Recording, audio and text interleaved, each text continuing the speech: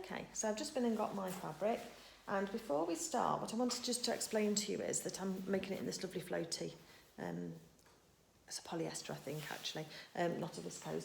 But so I've got this fabric here. I've also got my lining fabric, and I've also got some silk organza.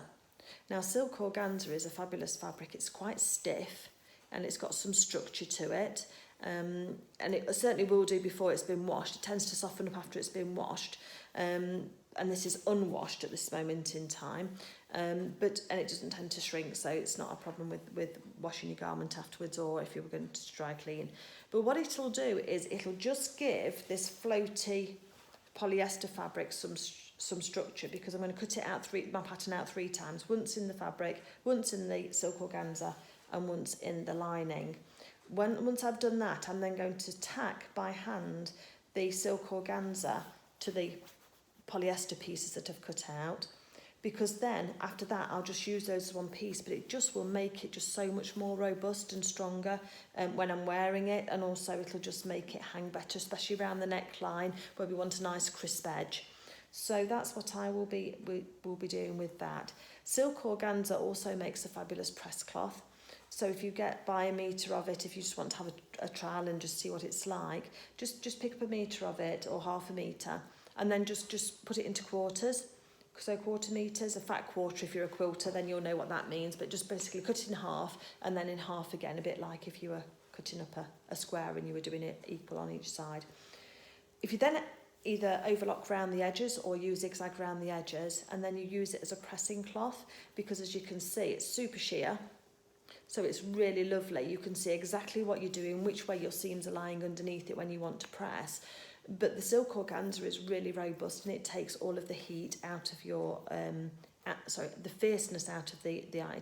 The heat goes straight through because it's just so thin. But if you've got like a wool fabric where it might go shiny, if it's ironed on with the heat is too much, then the silk organza takes the brunt of the heat, lets the rest of the heat go through, but you don't get those scorch marks on your fabric, so it's really useful. And also if you're doing any pressing, we're using interfacing as well, that kind of thing, then again you can see exactly where you're working with that. So that's a top tip. If you can get your hands on some silk organza, I think I got this off eBay. I bought it 5 metres at a time. It's not cheap, but it's not super expensive either. I think it's less than £10 a metre. But it really does elevate your sewing, both as a press cloth, which you can have for years because it is quite invincible, or if you use it inside your garments, just give them the extra structure. So I'm going to pop over to the iron, because this fabric here has been creased away a bit, and I need, if we're going to have it as accurate as possible, then it needs to be cut out neatly. So I'm going to go and do that, and then I'm going to come back to you. Okay, so first of all I'm going to work with my top fabric. No point cutting out the lining and the rest of the fabric if this isn't going to work out for us first off.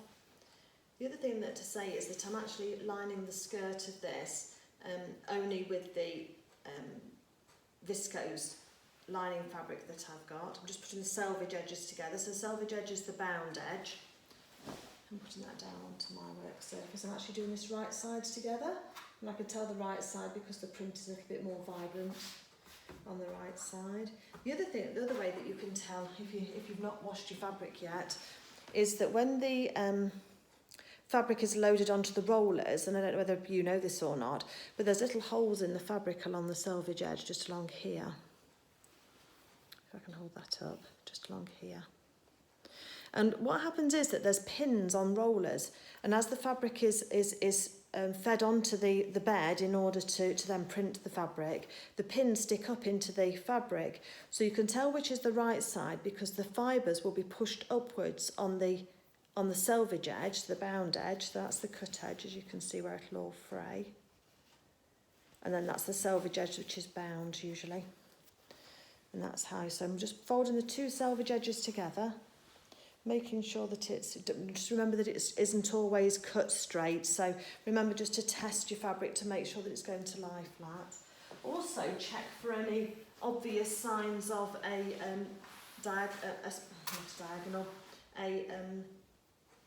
stripe in the pattern, because sometimes the fabric, when you look at it from afar actually has a diagonal in it, and you can see when I just waft this fabric just how lightweight it is.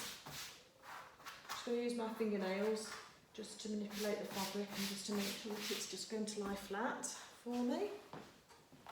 It's going to come off the end here. I've got 3 metres of this fabric, so hopefully we'll have enough. We should do. Put this out of the way.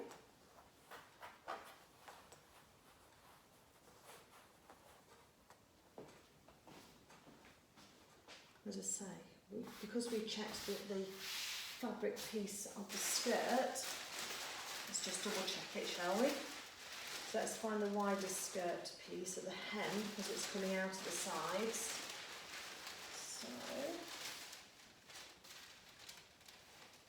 yeah, about the same, but I think the back is just slightly wider.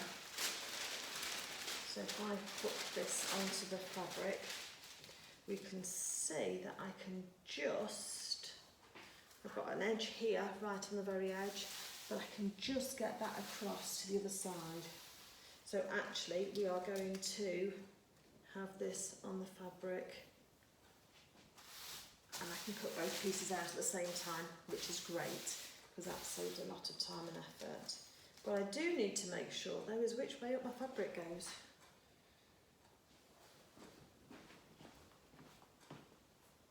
Right, I've got the direction is this way, so I need to remember that. Okay, so we know that the skirt pieces were put on. We've got enough to have one piece there, another piece here. So generally as well, I also just roughly lay out the fabric pieces, the pattern pieces, and yeah, we've got loads of fabric here. So, because that will do both sides of that one, so that's fine. Okay, so let's just move that out of the way there. For the time being, we're going to just try and straighten this up a little bit, make sure that we're right. Again, if you've got the edge of a work surface, you can line it up as well with the edge of your work surface. That helps keep it straight too, because you can see this is all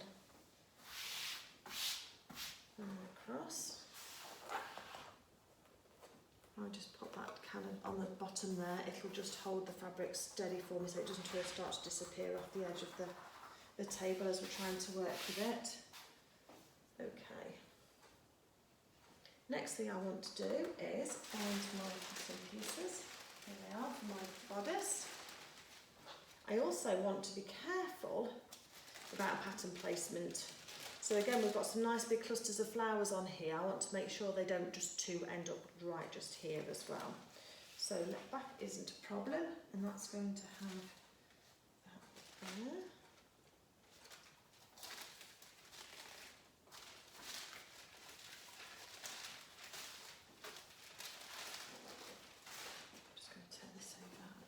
Because all my folds to the other side.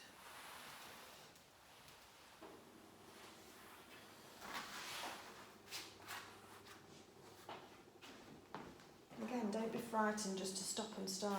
I know it might look like it's a bit of a faff, but better off to get it right. But then don't make so many changes that you end up procrastinating with yourself all the time. I've done that too. That's all to be done. Right, okay, I'm happier now. So, centre front of my bodice, let's just place this for the time being. And I'm just going to try and work this through, because we've got plenty of fabric, so that the bust area here doesn't have a massive floral going through. I'm just going to get my silk pins, hold on 1 second. I actually bought some of these clover silk pins for doing projects like this. Just got them through Amazon. Much finer little pins, if I get into them. Yeah. That's it. And they should, hopefully. So what I'm going to do now is just roughly place this pattern piece where I think that there's going to be no pattern on the part of the bodice, just roughly on that side, because the pins will tell me whereabouts that's going to sit. So I just want to make sure that on the other side of the bodice there there isn't a big cluster of flowers just right on top of each apex point. And no, there isn't. So I can just see, so if that cluster of flowers there was further down, then I would have changed the placement of that. Right, now that we know we're right, let's take those pins out again and just straighten that up and pop the pins back in again. So these silk pins are much better with these finer fabrics. They don't snag at all.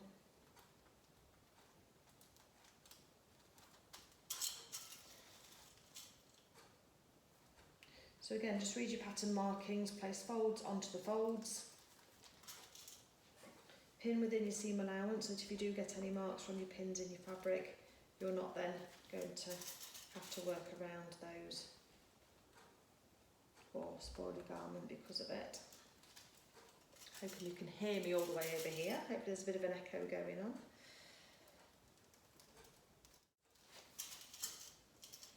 One thing we do find over here is that with the weather being so warm sometimes in the summer, well not sometimes, all the time in the summer, is that if you're not careful, if you've been sitting down on one of the chairs for a long while, it doesn't matter whether if it's a non-ventilated chair, shall we say, without a wicker base to it or what have you, then you can find that your skirts do stick to you, and that can be really difficult or embarrassing. So this is why I'm choosing to, again, placement for that piece is going to be crucial, because that's the other side of the front bust. I'm not bothered to say much about the back. Just going to place these on for now, and then I can choose where. Up to there, I think. I'm going to straighten these up in a minute, so don't be shouting at me because I've not tried my grain lines yet. I'm true to those, I'm aware of that. So let me get my tape measure, because that's the next thing that I need to do. What is it they say about sewing? It's the art of, or the pursuit of trying to find things that you had only 5 minutes ago. Oh gosh, where's that gone? Okay, so on our pattern pieces, we have a grain line marked on, and that's the arrow that goes north to south on our pattern pieces. What I'm doing is I'm choosing a part of the pattern. Again, I'm going to check the other side to make sure that there's no big clusters of flowers just where I don't want them. First, so let's just check that this piece here is going to go in just there.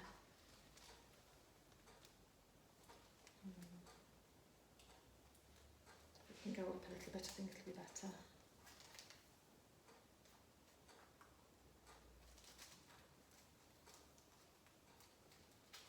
So I'm not going to try and pattern match this fabric, it's a random floral. I think there are some stripes in the fabric, but I'm not going to worry about that for the bodice. I think the bodice is cut up into such small pieces that I'm not going to worry about it so much. Right, that's much better. Right, okay. So now I've got my placement. What I'm going to do is use one of my pattern weights. I take out the pins, I've just chosen where the pattern's going. And what I want to do now is just measure. And you measure from the top of your grain line across to a folded edge or to your selvage edge. That's 13 inches on that side, and then you go to the top of your grain line or the bottom, whichever one you're doing, and that's only 12 3/4, so I know that this pattern piece is not lying straight. So let's measure again. It's 12 3/4 and 12 3/4. Right, so again, once we've got this sorted, I'm just going to pin this down, got a bit of a look in the fabric. I tend to pin it top and bottom first, just one in the top, one pin in the top and one in the bottom, because that will just anchor that for me then, so it doesn't then twist.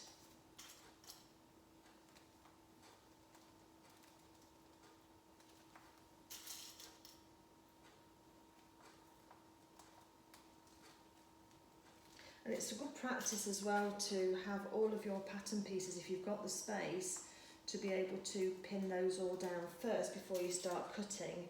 Again, it's part of the old adage, isn't it? measure twice, cut once. So what we want to do is we want to make sure that we've got enough fabric to complete the garment before we start to cut it out, because we can always do something until we've cut, but once we've actually cut, then we're stuffed a little bit. So yeah, so I was telling you anyway, wasn't I, about hot countries and sitting on the seats. So yeah, so what happens is that if you, I have found that what happens is that when you get up from sitting in a chair, if you've been there for a little while, your skirt, if you've only got a single layer skirt or dress on, then that dress will invariably be stuck to your behind, and so that isn't a very pretty look. So what we then need to be aware of is that we, by having the lining fabric, what happens is then that the lining will fit to the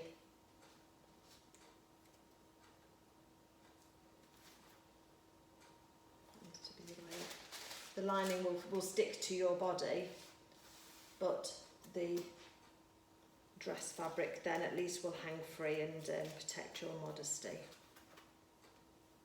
So this one's on a fold, so that can just go straight onto this fold here. Just making sure I've got the orientation right. So I'm tending to pin just about an inch away from each other. Inch, maybe 2 inches. That is usually enough for me. If it's a particularly tricky fabric, I mean, crepes and double crepes are notoriously like jelly to sew with. So with those, I would then just do those extra, give those extra pinning. Takes a little longer, but again, if you're just going to, if you're actually going to be wearing this dress for a long time, then it's worth taking some time to get it right. So again, we've got a grain line. We'll just move this one, so let's just move it to 6.5. Put it this way slightly. There you go, and then measure on the other side, 6.5. Another tip I had from somebody as well was that if you've got a grain line, extend it the full length of your pattern piece as you can, make it as long as possible, because that few millimetres that it can be out, if you've only got an inch grain line, you can be further out on your grain than if you've got a grain line that is 7 inches long. So again, use the full width if you can do of your pattern piece to give you a nice long grain line for a reference point. You've probably heard all of these tips before. I'm just rabbiting on, I suppose, really, but I don't know, it might be useful to somebody. That's what I try and think. So keeping our pattern pieces nice and flat, we're not lifting those up at all as we're pinning, being careful that they're sitting nicely.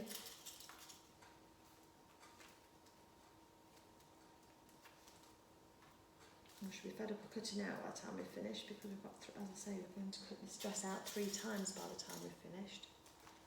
So again, keeping organised is important, and so I do keep the pattern pieces together until I start sewing, and even then I still tend to hold on to keep my pattern pieces with my fabric pieces until the last minute. Right, we'll just come around the other side of this table in the camera and we'll do the other side. Just making sure these pieces stay straight. We've got grain lines on both of these pieces. Up again, just making sure everything's right. Just use one of Louise's beautiful pattern weights and measure that. So if I just go this way slightly, then we'll be 1.5. Yep. Check the other end, and that's slightly off, so this actually is just twist that one slightly. Okay, let's just try again. It's 1.5. 9.5, yeah, happy with that.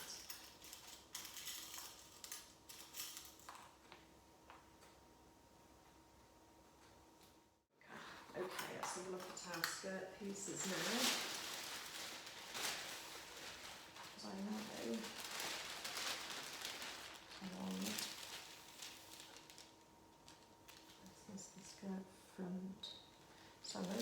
fabric round for that one because I want this to be on the this edge here to be on the fold, and at the moment I've got my selvage edges there. Pop this one on, and this is going to be the right way round, and then that on the fold. I've got plenty of fabric, which is great. So I've just traced this pattern piece out. It's just rough cut at the moment, so let's just pop that pattern weight on there. This has got a grain line as well, but because I'm putting it on the fold, now, because we are putting this on the fold, we need to remember that we don't need the inch seam allowance at the centre front. So if I use my tape measure to measure in 1/2 inch, and 1/2 inch at the bottom, because that's our seam allowance. So what I'm actually doing is removing the seam allowance on that piece. I'm just giving myself a couple more reference points.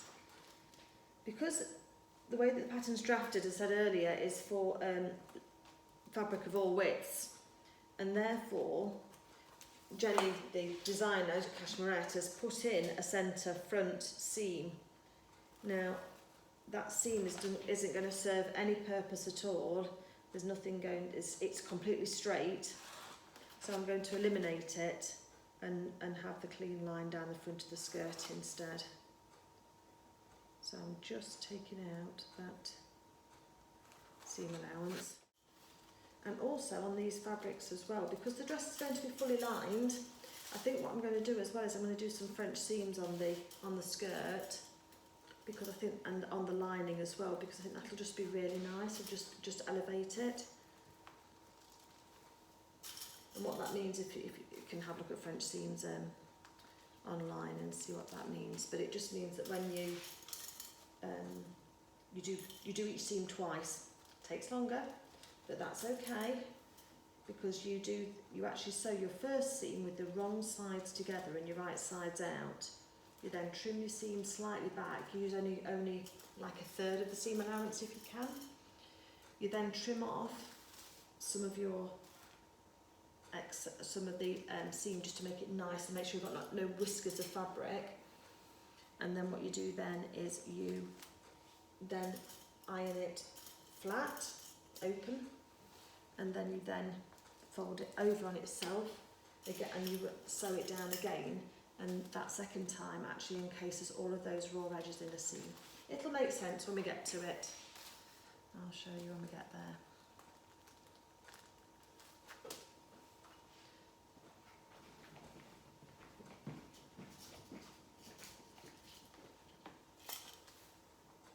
It's a nice little touch if you know how to do it. And it's really easy, it's just, again, just taking your time, enjoying the process.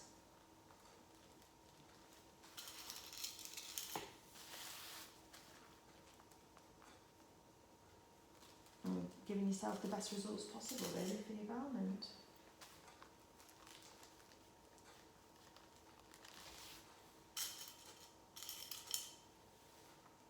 It's nice having the company, actually, today, to be sewing with you. Getting quite late, 11:45 at night. Anybody else do midnight sewing? I know I do quite often. But my husband's actually popped away. It's his son's wedding in April, and he's popped away for the stag part weekend. So I took him to the airport earlier today, and he's flown back to the UK because we actually live in southern Spain, in the Marbella area. So, as I say, he's popped back to the stag party, so I'm home alone. I can sew all night if I want to. Talk to myself all night if I want to. It's bliss, absolute bliss. We get some dressmaking scissors and then we'll get this cut out. I'm not going to put the skirt front on at the moment, but I've got loads of fabric hanging off the edge of the counter here, so I know I've got enough. If it was touch and go, I definitely wouldn't cut anything out until I've actually got it all onto my fabric. But for now, I'm just going to pop that piece to one side, and then I'm going to go and get my fabric scissors, and I'll get this cut out.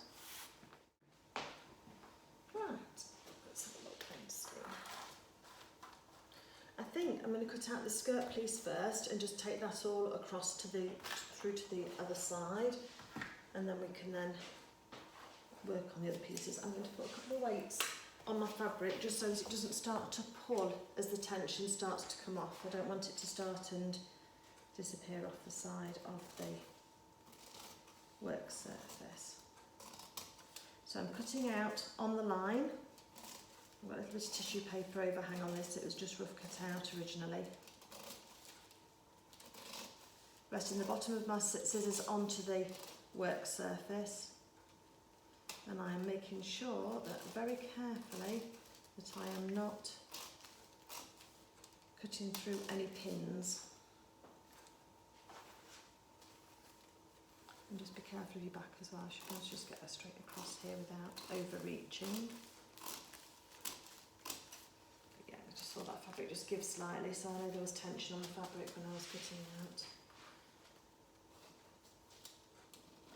So these dressmaking scissors of mine are very old. They were bought for me by my mum and dad, I think for my 15th, for Christmas when I was 15. They've got paint on them, they've been used for all sorts of things, but they have been sharpened since. Old Wilkinson, Fiskars they are, sorry, not Wilkinson sword, they're Fiskars.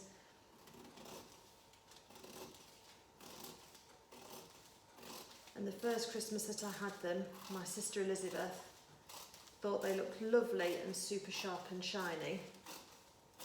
And she decided that she was going to try and cut a pin with them, because I did get a sewing box and some other sewing haberdashery. And so I couldn't understand why on Christmas Day I came back to them and they'd got like a snag in the blades. And it was some years later when she actually admitted that they looked so sharp, she thought that they could cut a pin in half, so she tried it. And of course, it didn't work. I was devastated. I'd had no idea that she'd tried to do that. She was very brave to own up to me, I think, as well. I can't remember if she told me over the telephone just so that I didn't take offence. Go a bit quick on the straight lines. Make a pile of our rubbish. Again, just pull this one forward. I'll put it off so I can just... Oh, no, so put it down this side here now. I'm going to mark all my notches later. Just for now, I'm just going to cut out the panels.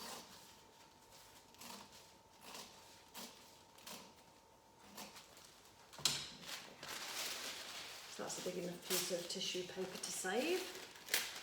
I shall save that for, use this kind of piece for facings. Try to use a waste not, want not approach. I know we've got some wastage in here, but most of it is all taken care of, so I'll save that piece of tissue paper. So we have skirt panel laid out.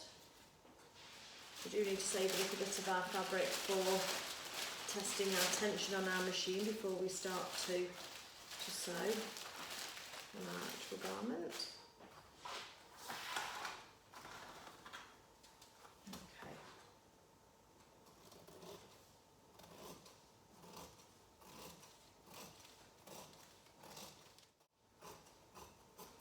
You also need to remember to try and cut out as accurately as possible, because with the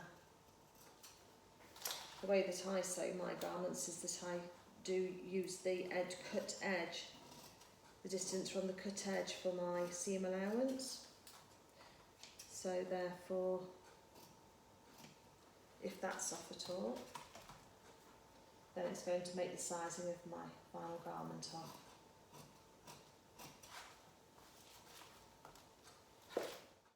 If anybody's having a kitchen designed in the next few weeks or months, get a breakfast bar is a really good cutting table.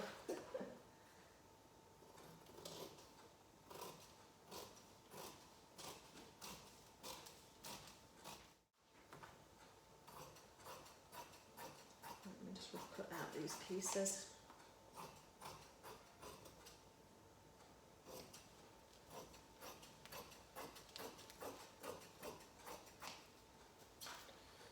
just love that sound. Because it's cutting through fabric.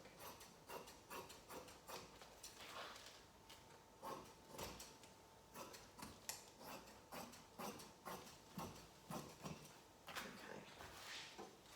Let's over to one side now. I can trim these off properly.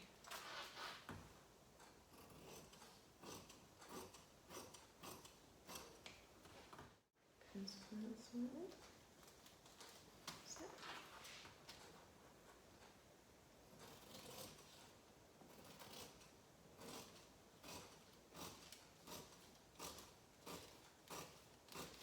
I have a sewing teacher in the UK, Tanya, of Sewing Classes Derby. She's a very, very talented seamstress, and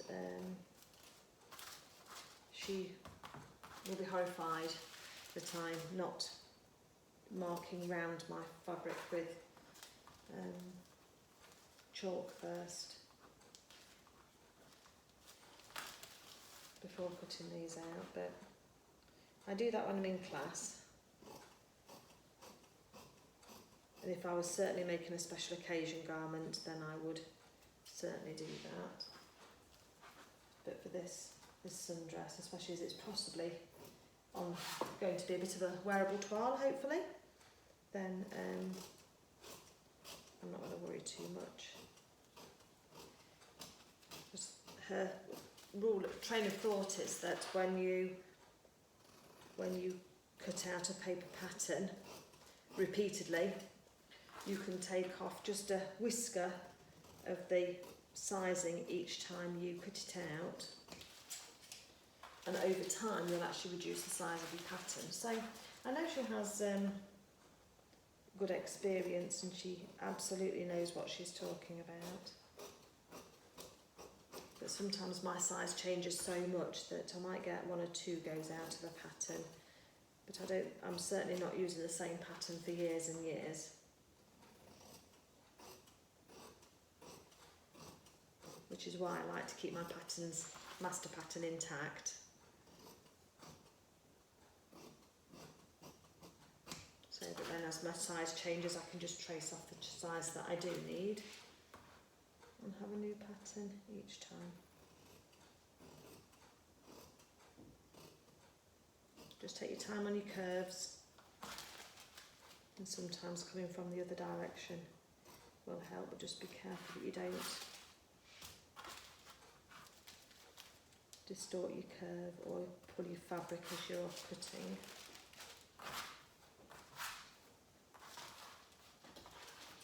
Tidy up as we go along.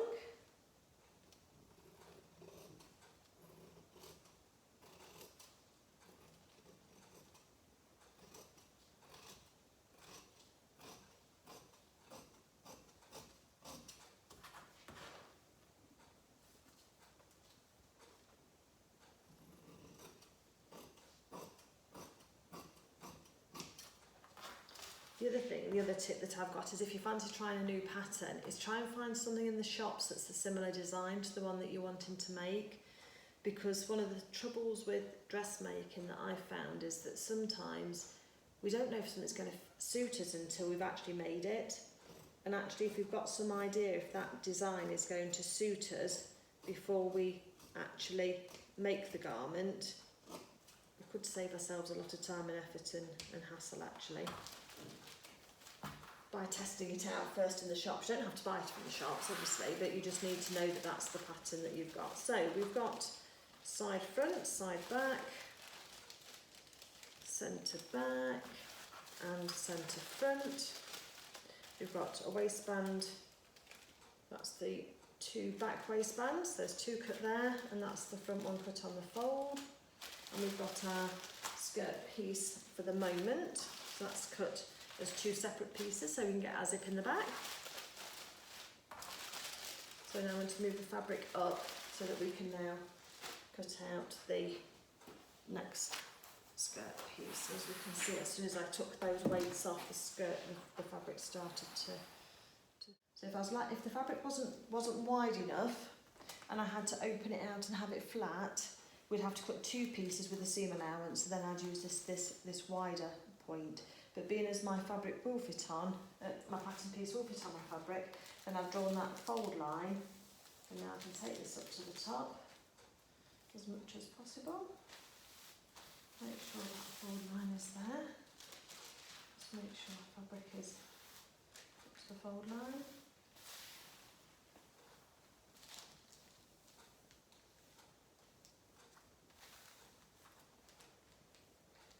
And because we're using the fold, we don't need to measure any seam lines. We'll just anchor this piece down with our pattern weights. Wind's getting up outside, I can hear it. Maybe we're in for a bit of a storm. I know there's some stormy weather coming, but I don't think it was due tonight. Still with me, folks. I'm going to just, I'm not going to have you there while I put out the other fabrics as well, because that's just the same as what we're doing here basically. I will take off each pattern piece in turn, use the pattern piece without the other fabric on it. Don't be tempted to just lay your cut out fabric on top and cut round all of it together, because you're stabbing your fabric with your pins all the time.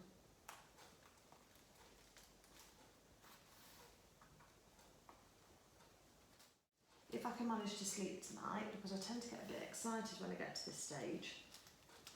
If I'd not recorded my floss tube earlier, I could have got on further with this, but because I do cross stitch, there's something on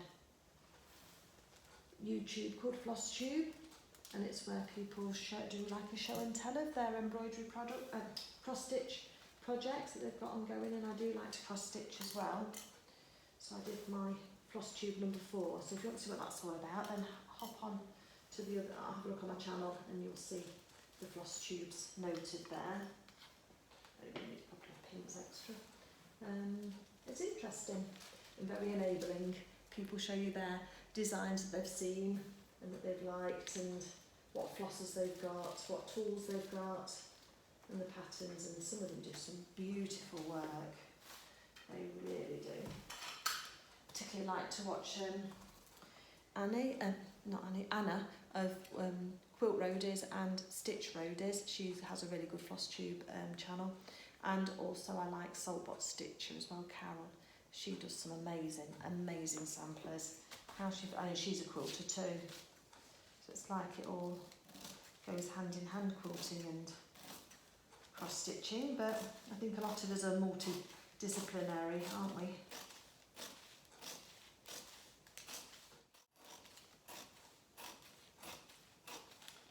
I like this design on me by the time I finished it.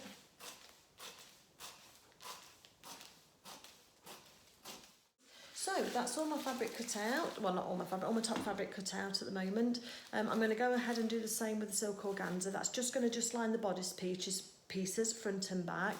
But then the skirt lining I'm going to have a go at doing now. I do think that my skirt lining, which I've got here, nicely pressed, is actually narrower than my dress. Oh no, do you know what? We're okay. My lining is the same width as my dress fabric, so I was going to say we might have to make a slightly narrower lining skirt, and that's fine. I would have made the pleats a little bit smaller in order for it to fit in, but it's the right width, so that's all good. So we'll go ahead and do that. So thank you for coming with me, well, watching along with me. I hope you found it interesting. I hope I've not waffled on too much. I know I do. But join me for tomorrow and we'll be looking at part 2, which will be starting to do marking our notches, and I'll be showing you how I attach my silk organza to my top fabric so that we can get that extra stiffness there. So have a great day, everybody. Thank you very much for watching. If you are enjoying what I'm doing, then please do hit the subscribe button. It just lets me know that you're there and that you like to see what I'm doing. It does give me encouragement, which is great. And yeah, any questions, pop them in the comments below. If you fancy just clicking the like button, then any interactions, whether it's a comment or it's a like or it's a subscribe, are great for my channel. It does help with my visibility, and I really do appreciate it, and I appreciate you being here with me to enjoy my sewing journey. So take care, everybody, and I'll see you for part 2 tomorrow. Take care. Bye night.